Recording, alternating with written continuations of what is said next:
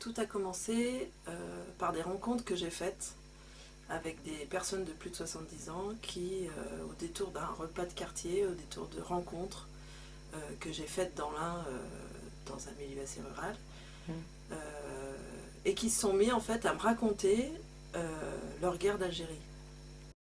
L'arabe de service, celui qui fait le couscous pour la fête de fin d'année, c'est un arabe bien intégré. Du coup, je me suis intéressée à ce moment-là de l'histoire parce que j'avais face à moi des témoins, des gens qui avaient vécu quelque chose, qui se mettaient à raconter quelque chose qu'ils n'avaient pas dit depuis 45 ans, depuis 50 ans. Et je me suis dit peut-être que c'est le moment de transmettre cette parole et d'en parler. Il faut réduire nos dépenses. Parce que c'est tout l'équilibre de notre système social qui est en cause. Et donc, Alors j'ai convié un auteur qui s'appelle Sébastien Joannès, qui est un auteur avec qui j'avais très envie de travailler.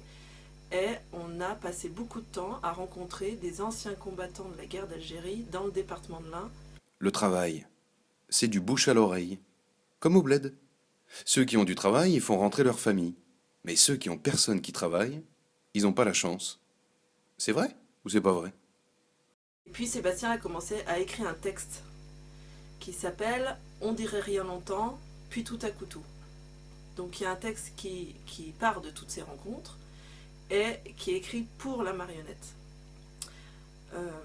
Et en fait, après ce travail-là, on s'est rendu compte avec Sébastien qu'on ne pouvait pas s'arrêter là. Que ce projet prenait une autre dimension parce qu'on était face à une histoire.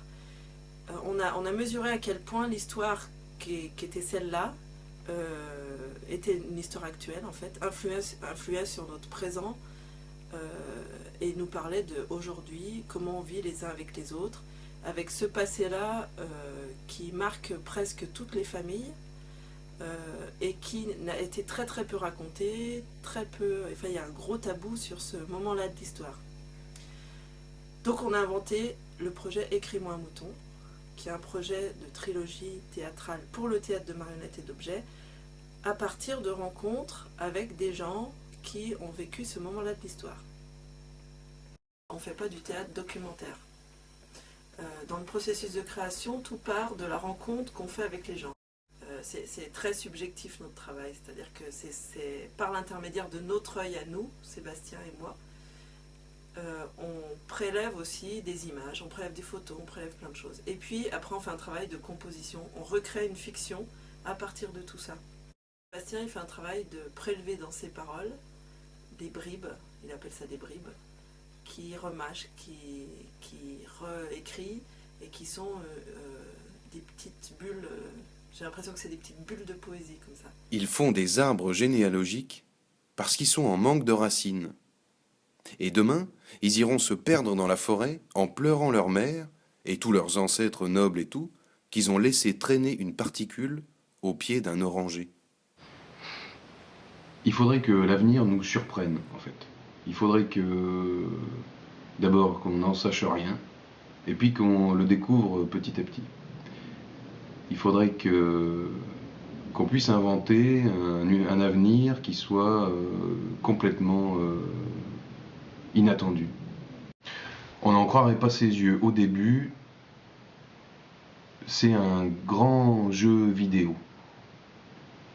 De bric et de broc, hein, le jeu vidéo. On n'en croirait pas ses yeux au début, c'est une science-fiction pour des marionnettes. On n'en croirait pas ses yeux au début, c'est l'avenir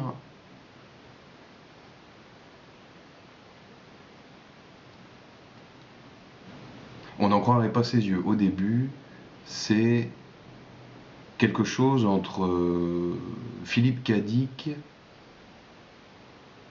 et les Monty Python. On n'en croirait pas ses yeux au début, c'est un grand soleil de chaque côté.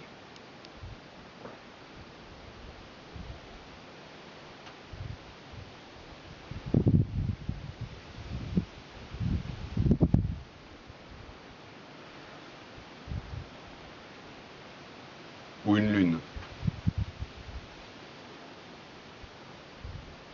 De toute façon, plus on est mélangé, pire c'est.